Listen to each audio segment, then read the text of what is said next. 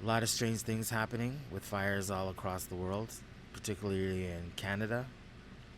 There's been a lot of fires in BC, Alberta, Nova Scotia, Quebec, and more recently now, this fire in Maui, where a lot of people are questioning this fire, how it started, how come a lot of expensive homes and properties were saved and the poor areas were burnt down. I'm just going to take a look at the history of Maui, how it became a part of the United States. Maybe we can shed some light on what's happening. Today we're going to discuss what really happened in Maui. Several wildfires have devastated West Maui in the town of Lahaina, with the death tolls continuously rising, almost at 100 people, along with the number of missing people. This wildfire goes down as the worst fire in U.S. history. Lahaina once was the capital of the Kingdom of Hawaii, but in 1998, the U.S. annexed the Hawaiian Islands. The capital was eventually moved to Honolulu.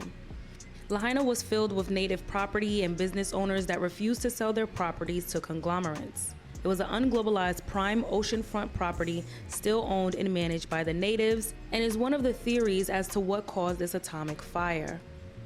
One reoccurring question is, how did this happen? And there are two theories online. One is environmental. News reports are saying that the combination of major hurricane 200 miles of the southern shore of Maui combined with the northern pressures created a massive dryness of winds and sparked fires. But there's another theory which suggests that the destruction was orchestrated by the federal government to seize property using DEW, direct energy weapon.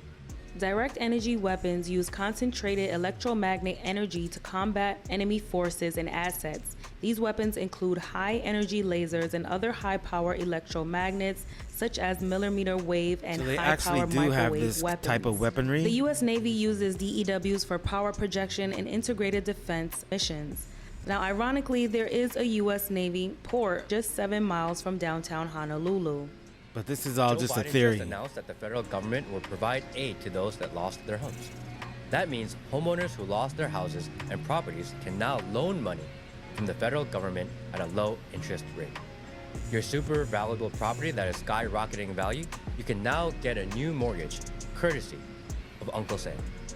Aid should not consist of quote-unquote low-interest loans. I mean, literally the whole entire town was burnt down. There are no jobs. There is no income. People are literally just trying to find power and food and find their family and friends. Local residents have taken to social media to say that realtors and investors are harassing them, calling their families and offering to buy their land. A Hawaiian activist tweeted, "If you are from Lahaina and are receiving phone calls from realtors asking to purchase your property following the fire, please record their name, company, and home address for us to post." Frustrated with investors and realtors calling the families who lost their home, offering to buy their land. How dare you do that to our community right now? So apparently this is one of the reasons that a lot of people are questioning, because now that all these homes are burnt down, people are trying to come in and buy the property up for basically pennies on the dollar, because a lot of these people probably won't be able to afford to build a new home. The government, I guess, apparently is offering them a mortgage to rebuild. Basically, they're just getting into debt to the government where they can eventually take your property if you don't pay back the loan. So seems kind of fucked up. I don't think people understand how much property Oprah actually owns on the island of Maui. You look up pictures of the house and this is what you see. You see her house, a mansion with her guest house is also a mansion. But this doesn't tell the full story. Zoomed out on Google Earth, she has this exact division of property, almost 1,000 acres that she owns solely. One person owns this much property on someone else's sacred land. Nobody needs that. Her property has its own private road that only a few people can use. So when you go and you look at pictures of Oprah's house on Maui and you only see stuff like this, just know that's not her property. She owns 1,000 times more than what you're seeing. She bought all that property somehow for $6.6 million. If you go and you estimate the value of all that acreage now in Maui, it's over $300 million. So basically, she could sell a third of that land back to the people of Maui at full market price, which is still evil, and use that $100 million to give it back to the people of Maui. No one person needs that much property of any island. It's ridiculous. Okay, so I'm just going to take a look at the history brief history of how Hawaii became a part of the United States. Those mountains got taller and taller, and soon a chain of islands was born. And then, around 2,000 years ago, a group of people arrived to these islands in canoes. Those communities eventually unified into one kingdom, the Kingdom of Hawaii. A sovereign nation in the middle of the Pacific Ocean. Hawaii became a language, a culture, a national identity. But that sovereignty, that culture, that identity was soon stolen. Captured by a new, bigger country an ocean away. This is the story of these islands.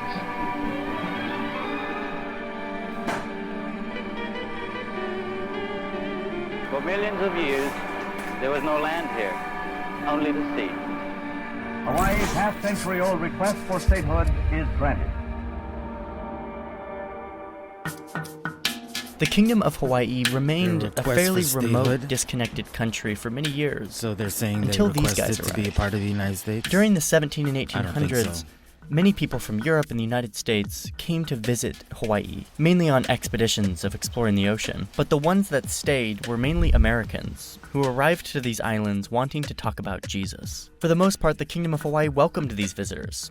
One British explorer even gifted the Hawaiian king a British flag, and Hawaii eventually adopted the British flag into their own flag. There was general friendship and good relations here. The American missionaries who had settled on the island eventually had kids and grandkids. And soon, these missionaries and their descendants weren't just interested in talking about Jesus. They were also interested in building businesses, mainly focused on sugar. By far the most valuable single product Hawaii can offer in that trade is sugar. With this increased economic Sugarcane. interest, these Americans who had originally come to be missionaries were now much more into sugar. And they did what people of European descent have been doing for many centuries, looking at a culture and government that is different Exploit than it. theirs and saying, we think we could do this better. Let us take it from here. And so during the 1800s, these Americans slowly chipped away at the Hawaiian government structure. They were still newcomers in this ancient island nation. They didn't have much power, but that changed quickly. The Pacific always comes rolling in, mile upon mile of dazzling white beaches. By the end of the 1800s, these Jesus Sugar Americans had amassed a huge amount of Hawaii's wealth. And those original missionaries who had come to the island to convert people to their religion years earlier now had grandkids that looked like this. A full-on armed militia of white Hawaiian citizens, descendants of the missionaries, who were eager to get the government out of the way so that they could run the country themselves and help make it more favorable for their sugar businesses. Now remember, these guys were born in Hawaii. They considered themselves Hawaiians. But even still, their loyalty still lie with the country of their ancestors. They were effectively Americans still. By 1893, this local white militia and their political allies were ready for a full-on takeover of the government, which at the time was headed by this woman, Queen Liliuokalani.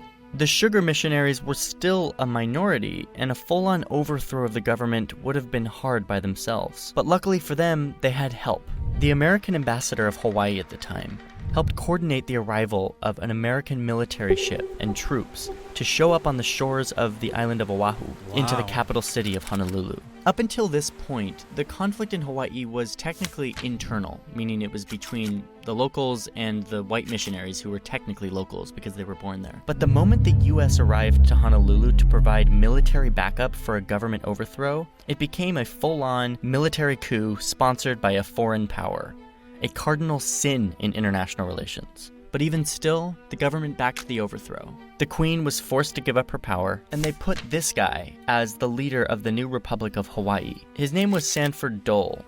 His family was huge in the sugar business. There's a new taste in Dole. pineapple from We all Dole. know And now that he was label. the leader of the country of Hawaii. The locals fought this, but peacefully.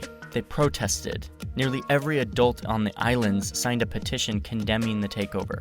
Back in Washington, D.C., a debate began as to what to do with Hawaii now that a bunch of pro-American missionaries turned sugar warriors had grabbed power. Dole himself traveled to D.C. to lobby for the U.S. to take over Hawaii for themselves. But so did a group of local Hawaiians to oppose the American encroachment. The queen who was overthrown wrote a letter demanding to be reinstated as the legitimate leader of the Kingdom of Hawaii. The United States was split on what to do until 1898, when the new president surrounded himself with leaders who kind of loved war and American expansion. And this is what sealed the fate of Hawaii. All of these displays of vehement, peaceful protests by the Hawaiian people were trampled on by a superpower who had bigger guns and an insatiable desire for control. So one summer day in 1898, the U.S. showed up, and the flag of the Kingdom of Hawaii was taken down, and the U.S. flag was raised. Just Hawaii like that. was now officially a possession of the United States of America. With the help of these sugar-loving missionaries, these islands had been plucked from their people and put in the hands of a growing superpower. But stealing land is one thing. The real theft is what happened next. At this point, Hawaii was just a U.S. territory, not a state.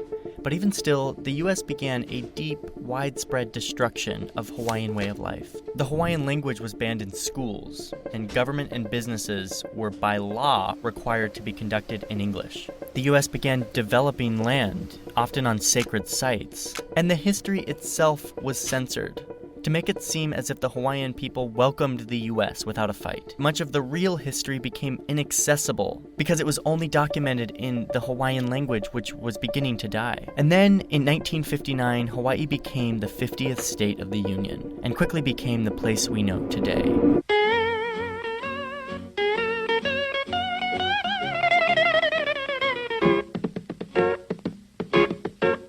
Meanwhile, Dole Food Company, the company who was perhaps helped the most by this land grab, has become a massive global corporation. By 1993, Hawaii was a full-on part of the United States. That year, President Bill Clinton came out with an apology. Presidential apology. At the White House yesterday, President Clinton signed a formal letter of apology to the people of Hawaii.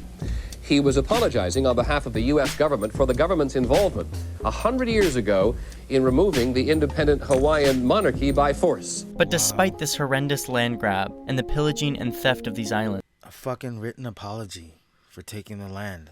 Not, here's your land back. Nope, a fucking written apology. It's business. there is a little bit of hope here.